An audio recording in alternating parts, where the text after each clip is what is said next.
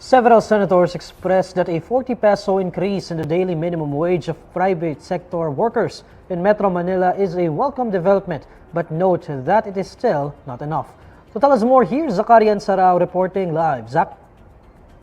Yes, Neil, while welcoming the Department of Labor and Employment's 40 peso increase in the daily minimum wage of private sector workers in Metro Manila, several senators still bear that this is still not enough to achieve a living wage in the capital region. Senate President Juan Miguel Zubiri noted that the wage increase is much less than the 150 peso across the board daily minimum wage hike, which had already been approved, quote unquote, in principle by the Senate Committee on Labor, Employment, and Human Resources Development.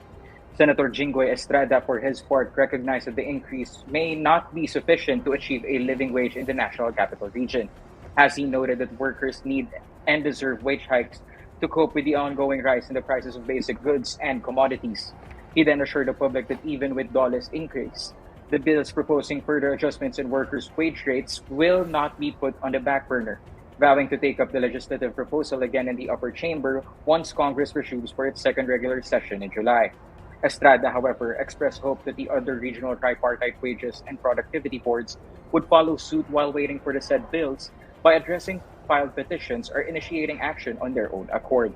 Senator Joel Villanueva expressed similar sentiments, noting that the new daily minimum wage will only be around half of the average living wage. He stressed the importance of having clear standards as basis in considering proposed wage increases to ensure balance and affording workers their families' basic needs, sustainability, and competitiveness of business. Senator Grace Poe, meanwhile, echoed the position of her colleagues, saying the newly approved wage increase in Metro Manila is quote unquote woefully inadequate.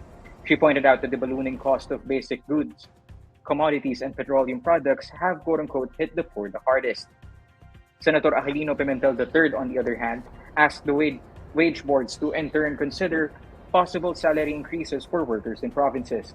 Pimentel said that wage boards should establish minimum wages that are fair to each Filipino and allow them to quote unquote live a life of dignity, as current minimum salaries are unacceptable.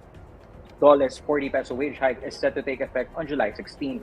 The increase would bring the daily minimum wage of workers in the non-agricultural sector from 570 to 610 pesos and from 533 to 573 pesos for the agricultural sector, service and retail establishments employing 15 or less workers, and manufacturing establishments regularly employing less than 10 workers. Back to you, Neil. That's Zakarian Sarao reporting live.